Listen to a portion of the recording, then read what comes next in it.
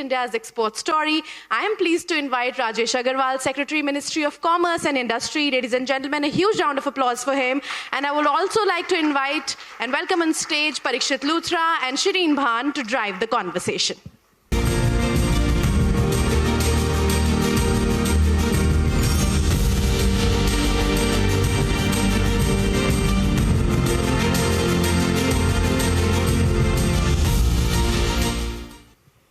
Well, good evening, ladies and gentlemen. It's wonderful to be back here on the CNBC-TV18 Budget Verdict platform. And many thanks to the Commerce Secretary, Mr. Rajesh Agrawal, for a very fitting start to Budget Verdict 2026.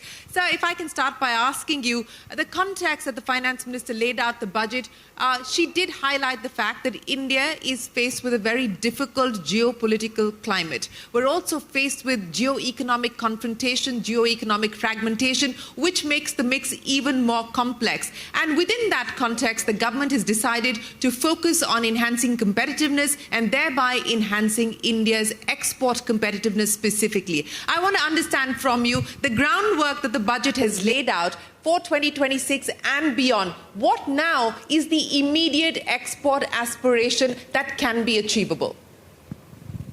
Thank you, Shereen. I hope I am audible clearly. Loud and clear, sir. Very well, sir.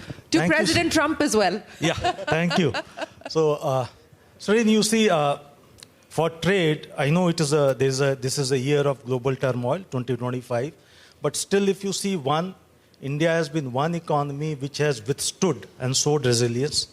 Our economic growth has been in the vicinity of 7%, and the projections are also that will be around 7% or so. Our exports have held good. Our exports have rather grown in this financial year for the first 9 months, and we are hopeful that we'll grow in the last quarter also and keep the trajectory northwards. And as Department of Commerce, as government, we have been creating a much wider ground, a much more fertile ground to see that we can take our export trajectory more northwards, can make a sustained growth in our exports as years come by. And in that quest, if you look at in last 1 year, we have concluded 4 free trade agreements with 30 countries, which might together, earlier we had 14 trade agreements with 26 countries. Now we have 4 trade agreements with 30 countries. And once these are operationalized, we are talking of 56 economies with which we'll have preferential market access, which constitutes around 55 to 60% of the global trade. So that's the kind of canvas we are opening for our industry to actually take advantage of and grow our export market and see that our exports are diversified and they can keep on growing. The budget completely goes on to provide the right structural and the systemic stability to it. If you look at budget, touches the right areas which can actually drive exports in the long run. It touches on manufacturing. Yeah. A good competitive manufacturing is a sine qua non for growing exports. It touches services in a big way. India is a services giant, and it keeps a target of 10% services by 2047. So if that is where we are going to move on, and India has been driving, we are 4.4% of the services export globally, that will keep on growing further. So that also will add to, and all these 56 countries that I talked to you about, they constitute 5 trillion of services market out of the total global basket of 8 trillion. So we are 60% of the globe we are covering where there is more policy predictability, more clarity, so that our services can grow much faster. If you look at all the custom thing also, if you look at trust-based framework that it has been talked of, all the EODB that has been talked of, it will go on to make our products more competitive. And if our products become more competitive, I think it's much better for our exporters, and it's much easier with these FTAs and market opening up. I think our exports are well poised to grow. This year we are looking to cross $850 billion. But going forward, once these FTAs are operationalized, I hope we'll catch on faster. What is that number that you're working with? As soon as these FTAs are operationalized, UK hopefully will be done within this calendar year, and the EU mega trade deal should be operationalized in early 27, is what we're given to understand. If both these go through, I'm not even coming to the US yet, if both these go through, what could that export number look like, for instance, in FY27, FY28? See, putting a definite number is a very difficult task, but I can tell you at the rate at which we are growing, definitely there will be much sharper and much increase in the growth rate that you will see once these FTAs are operationalized, because we are talking for much bigger market. EU itself is a 10 trillion market, goods and services combined, and if that opens up, this is around 30% of the global trade.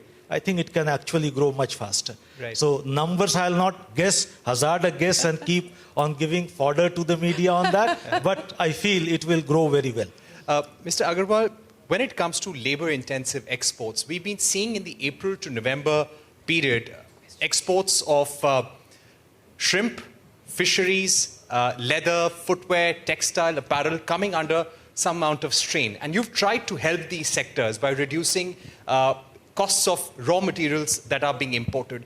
Would you be able to quantify for us the kind of drop in exports for these sectors that may be on the anvil, and how you've tried to protect these sectors from the losses that they're incurring? Thank you, Parikshit. I think labor-intensive sectors have been under challenge because of the global turmoil and the high tariffs that we face in one of our biggest market. But what I can tell you, in spite of that, I think the industry has shown enough resilience. The textile exports till December, overall at a global level, I think it has only grown, it has not gone down. Marine, we are growing in double digits in spite of these challenges because we are diversifying. We are growing in Europe, we are growing in Vietnam. On leather also, we are holding good as of now. So in sum total, in spite of this, all the challenges that we face, I think Indian industry, because of its own resilience, because of its adaptability, they have been able to hold good. And with these now new FTAs coming into being, as Shereen pointed out, if UK gets operationalized early, I think this will open up new windows where they can diversify more, deepen their exports in those markets, and maybe make good their losses that they are facing in other geographies. Right. Just to also ask you about the theme of resilience. You've tried to bring in a lot of resilience with the budget, making sure that there is ease of doing business as well. When it comes to the trade deal with European Union, for that matter, how do you think this deal, along with EFTA, along with UK, is going to open up opportunities for services exports? Yesterday's budget was a lot about services. And how do you think the budget push, along with the FTA push, will help the services sector? First thing, if you look at the EU 27 economies, UK, and the 4 economies of EFTA, all these 32 economies are a service-driven economy. UK has 70% of the GDP of UK come from services. So they're all services-driven economy. If you look at all these 3 free trade agreements, you will see the policy commitments under services in all these three agreements are very high. In EU, we get one of the best ever commitments in 144 subsectors, which means a long-term policy predictability for all our service exporter in 144 sectors. In UK also, we get something around that. In EFTA also, we have got one of their best offers. So what we see in all these economies, which are large service consumers, we are seeing a long-term policy predictability. We have got commitments around mobility also in all these agreements. That will also help our service providers to move in the right direction. And now with the impetus that we get in the budget, like the impetus for the GCC, the safe harbor rates, thresholds going up, aligning it with the best practices across the world. What will happen, the GCC ecosystem, which was as it is growing very fast in India, now a lot of GCCs from even European and these companies from this region will also find it easier to open GCCs in India because they have got more policy predictability in India, and we have got mode 1 commitments in all these agreements. So they can sit here and export services there. So the FTA actually aligned with the policy shift or the support that we are getting under the budget. You know, your predecessor, BVR Subramaniam, called it the services budget here on CNBC-TV18, Mr. Agrawal. I know there's many people, including Mr. Kanabar, waiting to ask you a question, but let me ask you, sir, you laid out for us What's the latest as far as the UK FTA is concerned, the EU FTA is concerned? Let me ask you the big question that everybody in this room and in the country wants to know. What is the latest on the US trade deals? The last conversation that you and I had, you said that there were two frameworks that were being looked at. One was the trade deal in itself, and the other was a framework to address the reciprocal tariffs. India's been hit with 50% tariffs. The other framework, in your words, was to deal with the reciprocal tariffs. What's the progress on both those two frameworks? As I told you last time, Shereen, I think we remain engaged, very positively engaged, and it's progressing very well. The two frameworks are still in place. The larger framework is going to take time because US is a big economy, and a larger, deep, wider FTA will always going to take time. But the one which can be done in the short run is the one which is an early harvest, can address the reciprocal tariff bit, is also getting shape. When it will happen, how fast it will happen, these are the questions. I think I'll not put a date to it, but we are hopeful that we should get it sooner than later. Let's see what happens next. Sir, I'm just going to push you a little bit on this. When you say we're waiting for it to take shape, or it is shape in progress and work in progress, can you explain to us what are the cornerstones, what are the pillars that both sides are working on, at least as far as this reciprocal tariff framework is concerned? Largely, see, reciprocal tariffs are in the good space. If you look at these tariffs are in the good space. So one of the key discussions in this is how we are able to align our tariffs on both sides to see that we work towards a more balanced trade between the two nations. So that is going to be the core of whatever we achieve in the first. Aligned with that, when you, as you mentioned, tariff itself is not the driver of trade. The entire ecosystem, the policy certainty or the non-tariff issues also needs to be addressed. I think we are trying to discuss on both sides to see that when the deal gets finalized, both sides are better off than where they are standing How much today. convergence is there today, Mr. Agrawal, on the framework to deal with the reciprocal tariffs? Would you say we're 90% done, we're 80% done, we're 50% done? How much convergence is there on both sides? I think you heard my minister a few days back where he said most of the sticky issues are now out of the... So that's where I will leave it, that most of the sticky issues are more or less resolved. So we are progressing fast. Let's see what happens next. One quick question before I hand it back to Parikshit, and then I'll get the audience to come in as well, is a comment that's coming from President Trump. On board Air Force One, President Trump said that a concept of a deal has been arrived at with India to buy Venezuelan crude. Now, for context and for the benefit of our viewers, India was a buyer of Venezuelan crude till the US actually sanctioned Venezuelan crude. So I want to understand from you, sir, what is the concept of a deal that President Trump claims that we have arrived at on Venezuelan crude? See, one, I'll not like to comment on Honorable President Trump's comments because that will not be fair on my part. Two, from India's perspective, we are an energy importer. We import a lot of energy, and our position always have been that we want to have a very resilient, diversified supply chain for energy products. So we'll always want to diversify, we look for more opportunities, and in that quest, what happens is something for the energy department to decide. Okay. You know, Mr. Agrawal, the other question I think a lot of exporters would want to know, you've sealed a number of FTAs. Some of them will take effect this year, will be ratified this year. How many more deals is the government of India likely to seal or sign this year? You're in negotiations with Israel, with Canada, with Mercosur. What's the status? Yeah, we are in midst of multiple other negotiations also, but with EU closed, and I think one of the major part of the globe, 27 economies gets closed. So we are now 56 countries which will be having preferential market access.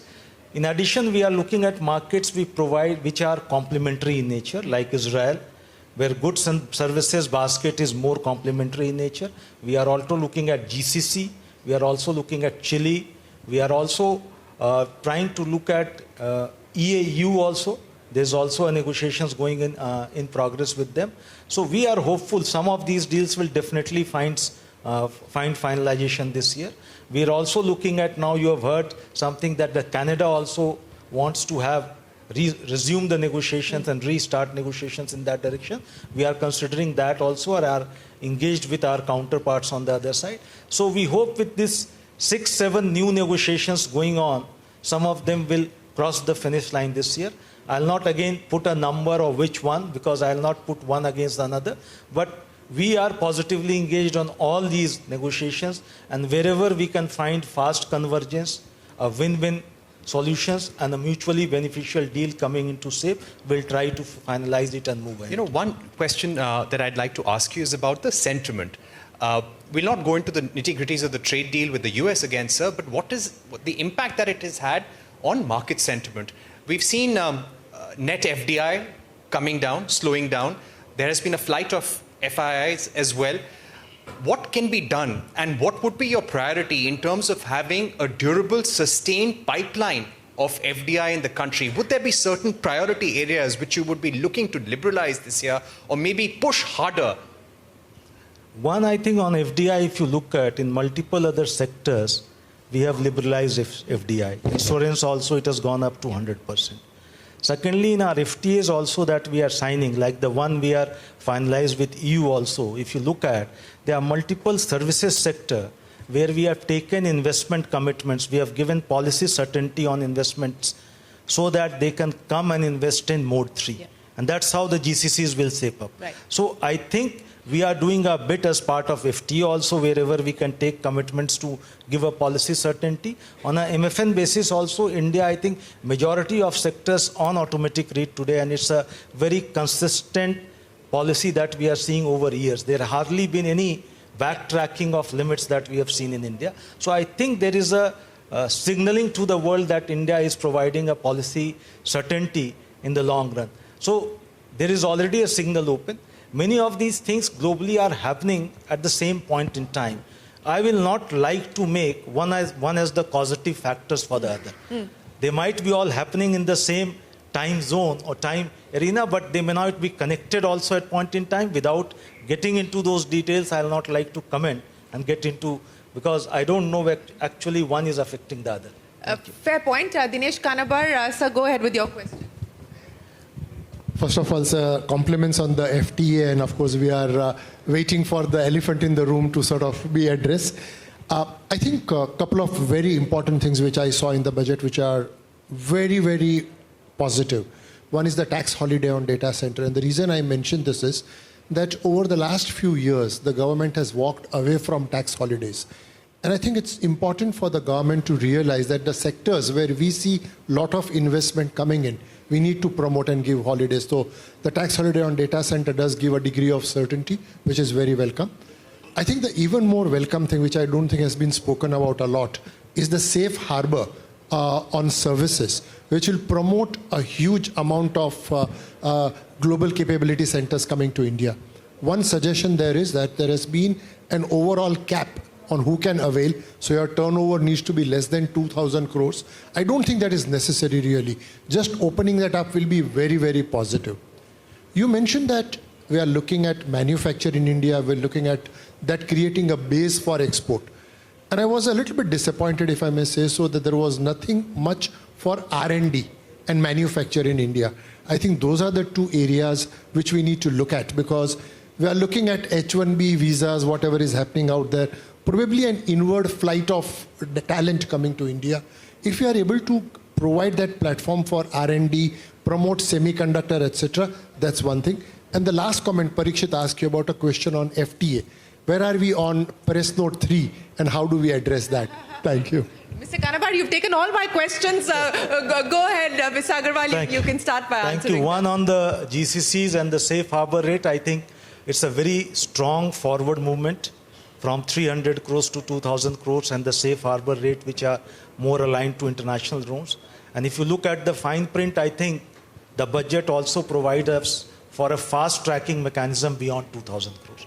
So there is a provision wherein there will be a fast track mechanism where the tax authorities and the GCC can finalize. So I think that will provide a lot of comfort to the GCCs to grow.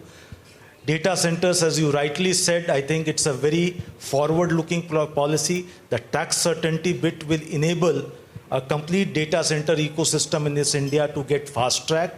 And lot of exports through that data services will also take place from India, adding to my export kitty. So that is also a plus from our perspective in a big way.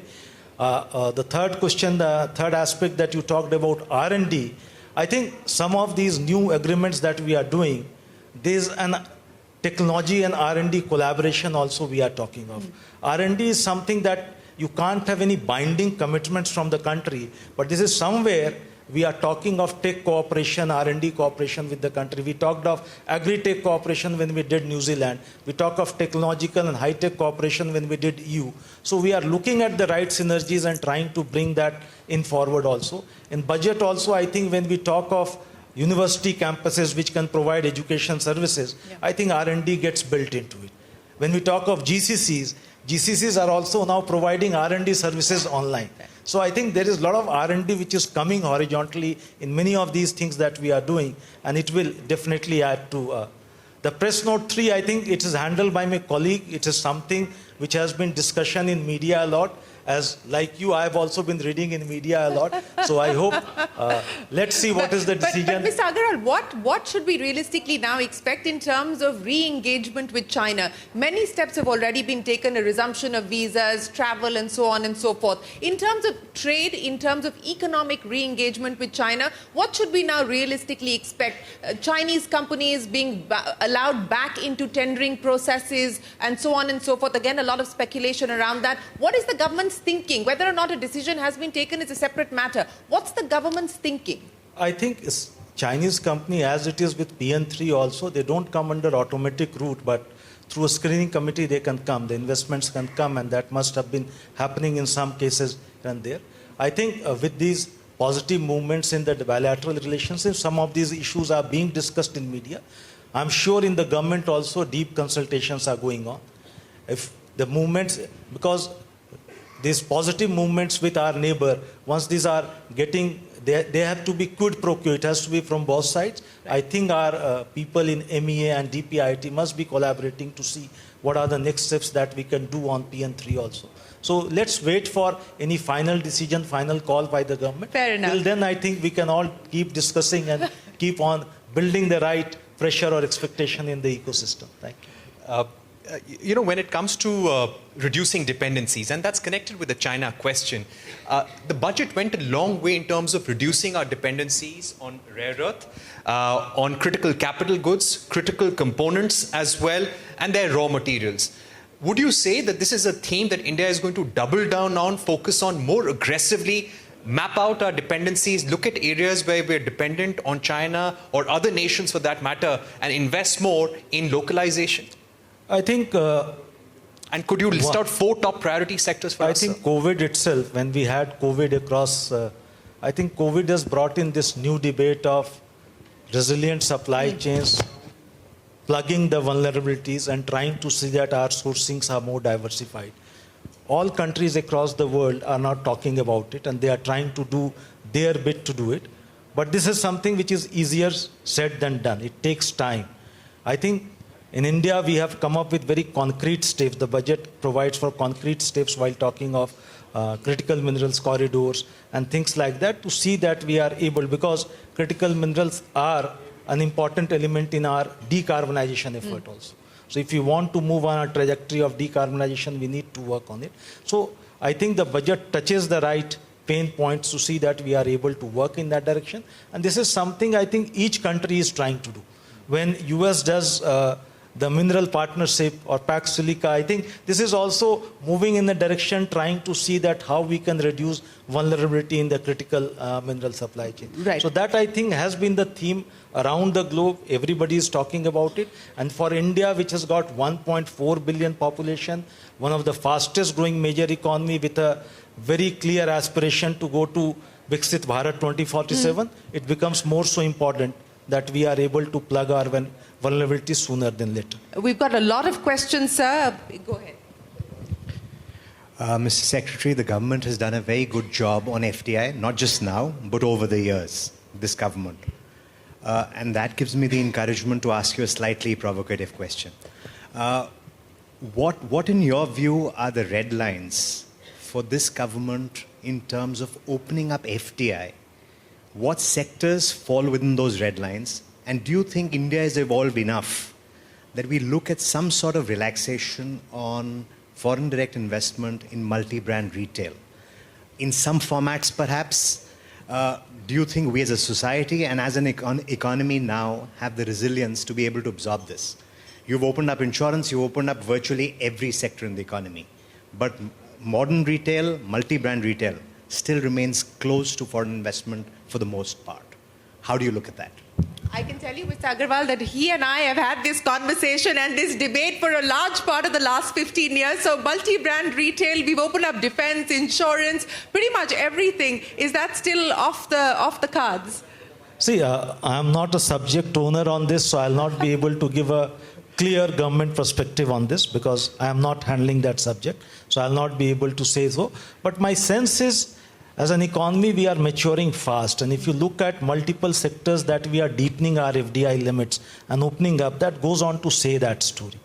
Multi-brand retail, the sensitivity is not on the multi-brand retail per se, because it is because our economy is poised and is structured in a particular way.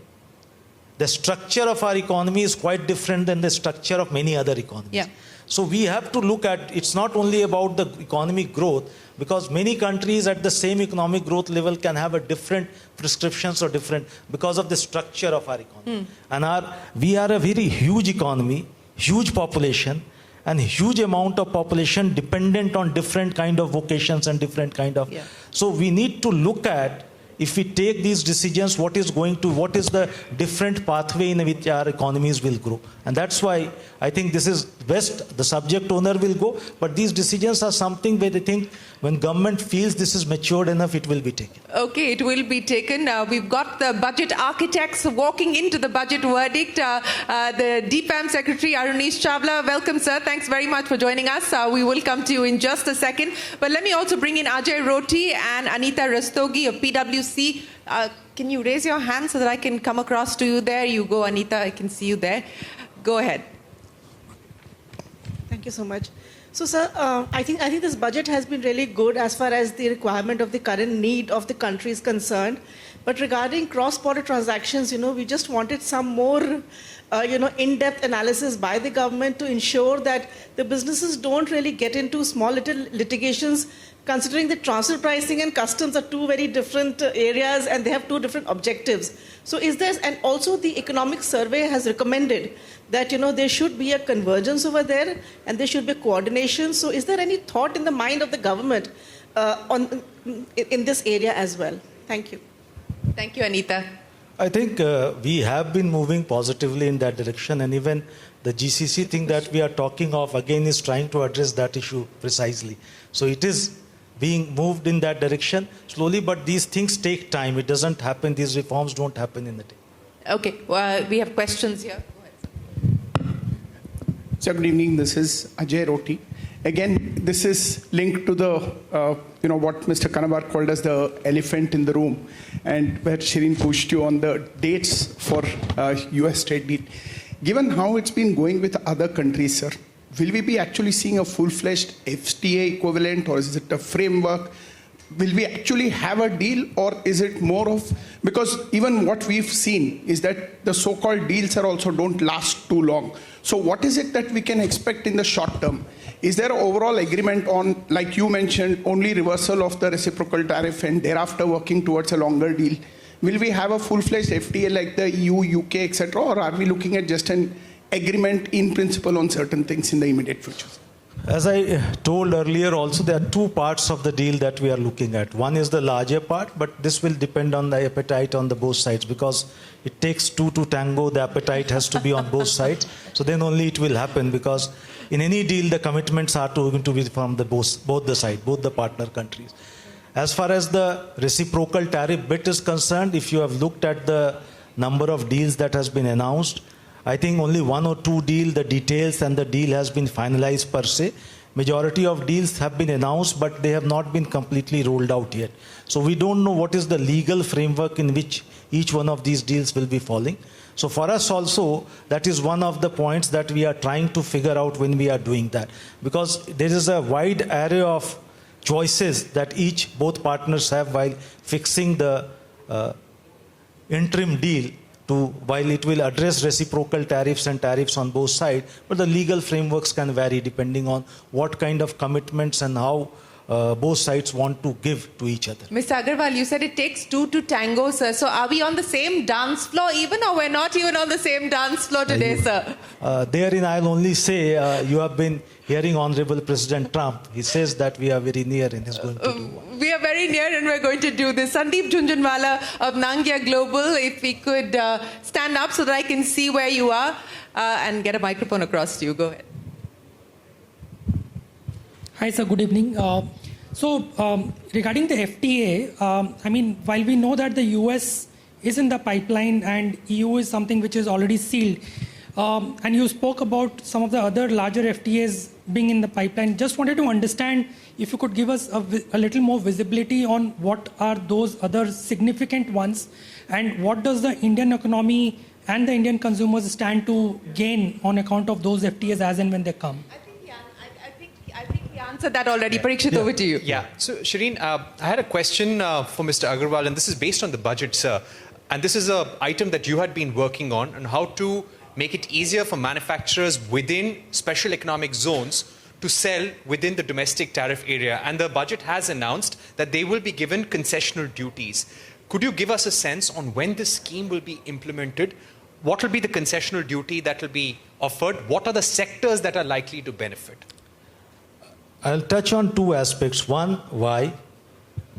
SEZs is an old scheme that has been going on, but what has happened over the years, the landscape of trade has changed. Over the last 15, 20 years, we have done multiple FTAs. So many other countries and many other SEZs across the world now have duty-free access to our market in many other sectors. So SEZ may be functioning in Vietnam, may have a duty-free access in some sectors in India. Our SEZs don't have that. So we are trying to look at how we are able to provide that access to them also.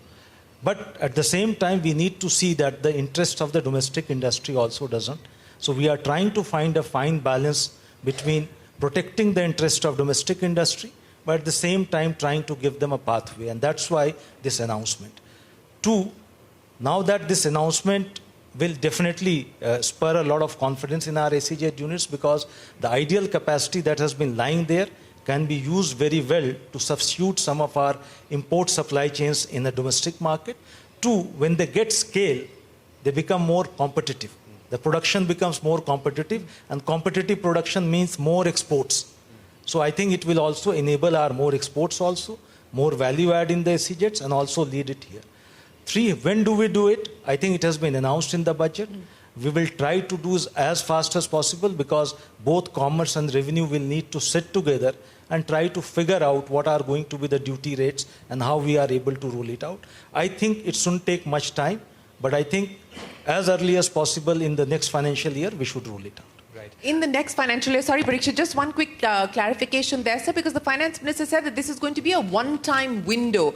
So how long for which this period of relief is going to be provided for? This window is going to be open for how long, sir?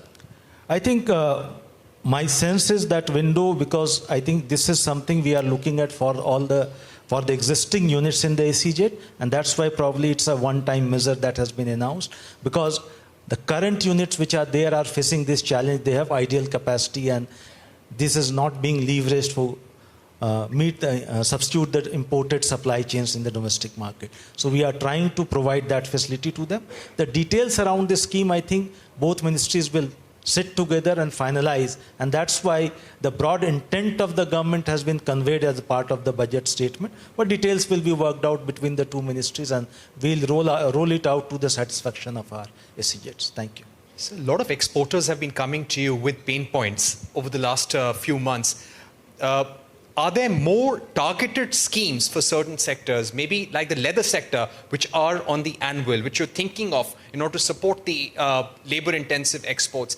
And also on the timeline for implementation of the export promotion mission, if you can give us a sense. One, I think on the schemes for sectors, I think largely these are the different stakeholder ministries which come up with various supporting scheme for the sector. Like for textile, a lot of Samarth 2.0 has been announced. Other initiatives have been announced for textile in the budget itself. So they will all be rolled out by the administrative ministry, and this is agnostic to export or domestic market. It is for growing that sector in the economy. It will definitely have a positive for the exports also. We normally don't do sector-specific schemes or incentives for exports per se. So that is something not been our practice in the UOC. Under the Export Promotion Mission, we have already rolled it out. We have around 11 components that we have planned as a part of the Export Promotion Mission. 3 of those guidelines are in public domain and on which actual work has started, and industry is actually going to take benefit of them in these 2 months. Already some of them, sanction orders and all, are being issued. 6 more guidelines are going to be announced in next 10 days. So 3 plus 6, we'll have 9 guidelines which will be completed, announced for industry to actually take benefit of it. There are 2 more guidelines which will be left, and we'll try to finish them off also in the month of February, so that there is a complete framework under the Export Promotion Mission which is available to the exporters, and they can try to take their due benefit.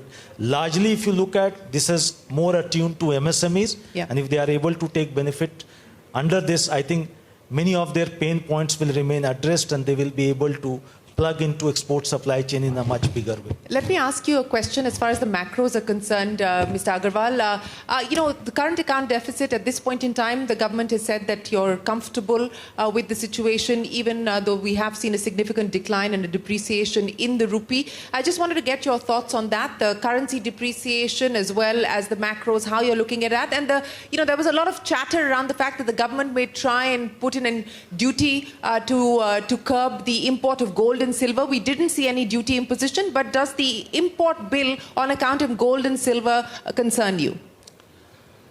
Definitely, two of the biggest elephant in the import bill are energy and gold and silver. But however, this year I think we are doing good on our import front also.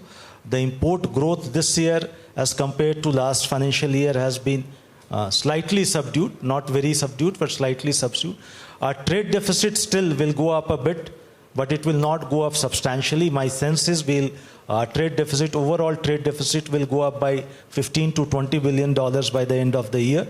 But that, I think, with the overall trade growing on both sides, import and exports total growing by $80 billion this year as compared to FY26. I think this is FY25. I think this is something that we can live with. And the rupee, sir, that's helping exporters for sure at this point in time. How much of the tariff hit is it helping provide a buffer for? I think the rupee depreciation does help exports, but then you also need to remember, I need to export more to get you the same dollar numbers. Yes. So every time when I say that we are doing better in exports, this is in dollar terms. Yeah. And if I'm doing 2% there, then I am actually doing 7-8% to do that. So that is also to our strength of our industry, who has been able to take advantage of this and actually ramp up the exports. Right. Gokul? Congratulations, sir, on the EU FTA. It is a landmark deal. One of the things that it will be good to hear is this controversy around CBAM continuing to apply to the Indian exports. And secondly, in the budget, there's a provision for 20,000 crore spent on some form around carbon capture.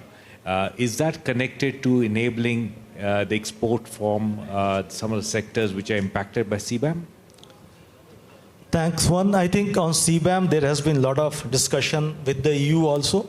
We need to understand CBAM is a horizontal regulation. This is a regulation which they have brought in, which is equally applicable to the domestic industry also in the EU and also for the imports. This is one regulation on which there is no derogation that they have been able to give to any country thus far. But what we have been able to secure as part of FTA is 2 kinds of commitment. One, in case there is any flexibility that they are able to extend to anybody in the world under CBAM, India gets it automatically. So we'll never be worse off than anybody else as far as the CBAM regulation is concerned. 2, we have also been able to get a technical dialogue set up as part of FTA, wherein we'll get clear insight into how the CBAM is calculated, how the CBAM levy is being worked out, so that our industry is able to understand it clearly and align its supply chains accordingly. 2, we have been able to push them to see that the local verifiers in India are also accredited, so that our industry is able to verify that. 3, we have also ensured that in case tomorrow we come up with a carbon trading mechanism in India, the impact of the same is also linked to CBAM, so that there is no double payment of levy by the Indian industry in the supply chains going to Europe. So I think this will help us to deal with this better, and that in that perspective we have done this. And 3, I think decarbonization is a common endeavor of EU and India. And in that quest, we have also tried to work, we are working on a common pool of funds wherein EU can bring in money to help us decarbonize in India, especially in the hard-to-abate sectors. So that is also where they can bring in both technology and finance, technical assistance to support us. That is part of their joint statement also. Yeah. And once you get the fine print of FTA, you'll find a mention of that also in the FTA. We've also got Christian Arora from Grant Thornton. He's got a question for you, Mr. Agrawal. Go ahead. Good evening, sir. I just wanted to, get your thoughts on the speculation which was around announcements or revival of PLIs. And we, in the economic survey also it was mentioned about, the success of PLI, but also looking at reviving them in some form or the other. But there were some announcements specifically for certain sectors. But beyond that, the thrust sectors and the strategic sectors, is there any thought that PLI schemes would also be part of some of the thought process which will come in, as we can see? See, I look at PLI or any other such scheme in a very broader perspective. If you look at historically also, governments have been supporting, giving sectoral support for domestic industry to grow and get to some size. So production-linked incentive is the incentive when the incentives are linked to production. Similarly, their incentives can be linked to employment. You have got employment-linked incentive. You can have incentives linked to some other outcomes also. The idea is, can we cover up for the handicap that our industry faces vis-a-vis its global peers, so that it can do that initial journey with the support of the government, and once it is matured enough, it can then run on its own. So that is something which every government does, and the government needs to do it, and this is something which will happen in India also in some form or other. Well, we've also got the Expenditure Secretary joining us. Sir, many thanks for joining us here. But Mr. Agrawal, before we close with you, sir, manufacturing, as you pointed out, a lot for services in the budget. But on manufacturing, sir, we're still at that 17% share of GDP, sir, despite the many measures that the government has put in place. Do you now feel confident that on the back of the additional steps taken, that we will finally get anywhere closer to that 20%? The aspirational number has been 25% for very, very long, but moving beyond this 15, 17% to even 20%, sir, by when? I think the budget provides a right boost to the manufacturing sector. If you look at, they have been talking of 200 legacy industrial clusters which will be rejuvenated. That will provide a boost to manufacturing. They have talked of support to 7 key sectors like electronics, semiconductors, marine, textiles and others. That will also lead to larger manufacturing in this.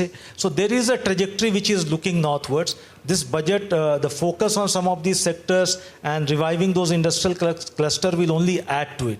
So definitely I think we are moving northwards as far as the manufacturing also concerned, but our GDP is also moving northward. So I think there is some catching up that needs to be done. But till we are both moving northwards, I don't think there's a cause of worry. Are you being able to catch up with any sleep, considering the fact that you're probably on the phone or on Zoom calls or Microsoft Teams meetings with the US, sir? It happens the job in the Commerce Ministry is to deal with entire globe at multiple points in time. And that's why we have got a strong team which looks into various aspects and various time zones to deal with them.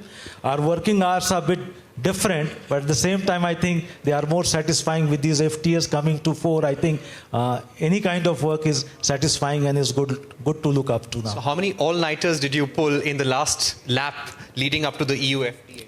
I think EU FTA last 3 weeks were tough because both sides had a deadline to meet and there were things we needed to close. So there was hard work and teams needed to work. But because we are only 4 hours apart, I think we could manage it much better. Well, Mr. Agrawal, we hope that, as you said, it takes two to tango, that we actually see that tango result in something soon. But many, many thanks for joining us, answering so patiently the many questions that our participants here have put to you, and for explaining to us the thinking, the rationale and the priorities of the Ministry of Commerce. Many thanks indeed. Ladies and gentlemen, a big round of applause for the Commerce Secretary joining us Thank here you so much, on the CNBC-TV18 Budget Verdict. We will take a break. Thank you. The conversations continue. The newsmakers, the headliners will join us. We'll be joined by the DPAM Secretary and the Expenditure Secretary after this very short break. Stay tuned. You're with the Budget Verdict. You've heard the budget. Now, understand its impact. Hear it directly from the architect of the budget. Finance Minister Nirmala Sitharaman's first interview post-budget with Editor-in-Chief Rahul Joshi. News 18 Network exclusive. Tonight at 8, the FM interview across the News 18 Network.